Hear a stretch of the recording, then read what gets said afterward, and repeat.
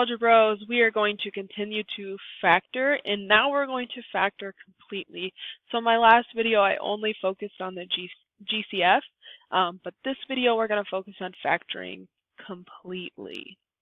So number one, so if you have a leading coefficient that is greater than 1, you always look for a GCF first. So if I look, my leading coefficient is 3, and I look at my other coefficient, or my other numbers, and I have 15 and 150. Those are all divisible by 3. So we're going to pull 3 out. That is our GCF. And just a reminder, when you pull that 3 out, what we're really doing is we're dividing each term by what we're taking out, what we're factoring out. So when I do that, I'm left with b squared minus 5b minus 50. Okay. And I'm left with a trinomial. And so I want to see if I can factor this out. So negative 50 would go up top, and negative 5 would go on the bottom. So I'm looking for factors of 50 that would subtract in this case, because 50 is negative. It will subtract to give me 5. So the factors of 50 would be 1 and 50, 2 and 25, not 3, 4, no, 5 and 10, not 6, not 7, not 8, not 9. But then we're back to 10. So I'm looking at these and I want to see which ones will subtract to give me 5. And if I take 10 minus 5, I would get 5.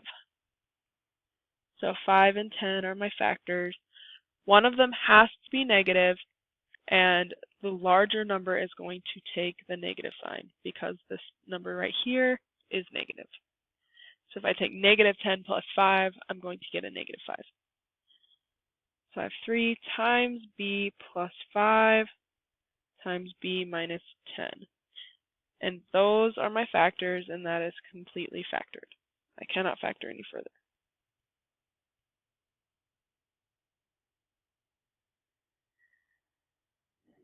So number 2, I have a leading coefficient of 4, and my other coefficient is 40. And 4 goes into 40, so we can take a 4 out. But each term also has an x, so we can take an x out too.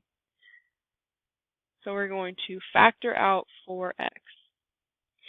And when we take 4x squared divided by 4x, I'm left with x. Still have that minus sign.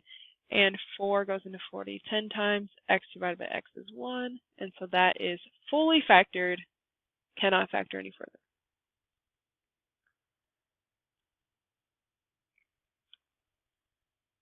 All right, let's look at number 3. So at first glance, you're like, oh, 25, yes. But then 165 kind of ruins that because 25 doesn't go into it. So our next option is 5. And since there's no n on 200, we can't take n out, so we're just going to take 5. And 5 goes into 25 5 times. Still have that n squared plus 5 goes into 165 33 times. 33n plus 5 goes into 240 times. Now we need to see if we can factor this out. So this is where factoring gets a little tricky. We have a leading coefficient that's greater than 1. So what we have to do is we multiply 5 times 40, which would put us back at 200. And our b term is 33. So we're looking for factors of 200 that are going to add to 33. So factors of 200 would be 1 and 200, 2 and 100, not 3, but 4 and 50, 5 and 40, not 6, not 7, 8, yes, 8 will go into it, 8 goes into it,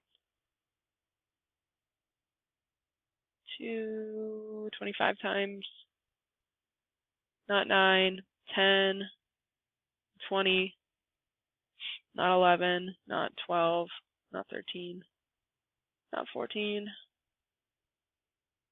not 15.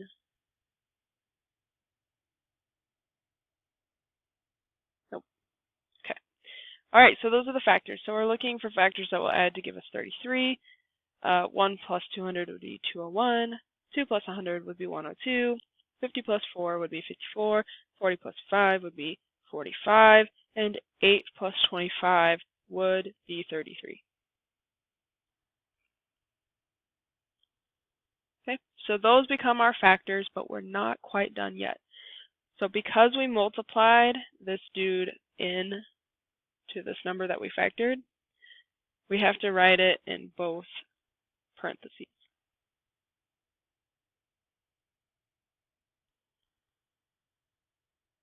But we can't leave him in both. He only belongs in one. So we have to figure out which one we can take him back out of.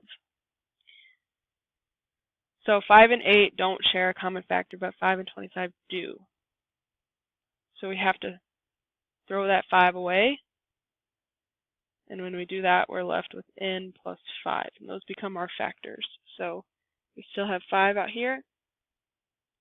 5n plus 8 times n plus 5. Okay. The reason we had to throw him out was because he's over here. So we're throwing him out to be back at the front.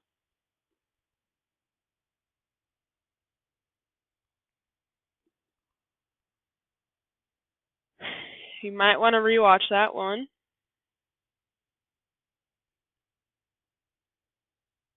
Actually, I'm going to stop it on that one. My next video will have another example like this.